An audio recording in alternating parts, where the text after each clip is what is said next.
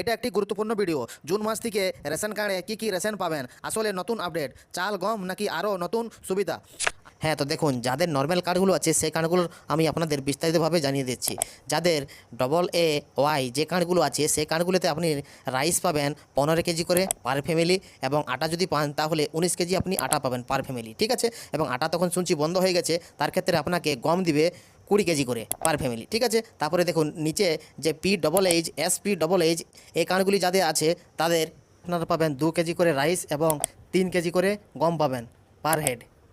তারপরে আপনারা দেখুন RKSY1 এই কার্ডটিতে আপনারাকে দিবে 5 কেজি করে রাইস, এবং এটাতে কোনো গম বা আটা উল্লেখ করা নেই।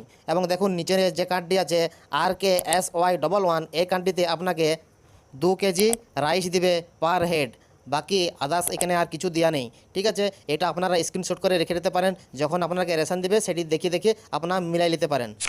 এই ভিডিওটা যদি ভালো লাগে তাহলে অবশ্যই একটা লাইক করে দেবে, আর যারা নতুন আছো তারা এই পেজটাকে ফলো করে রাখবেন। ধন্যবাদ।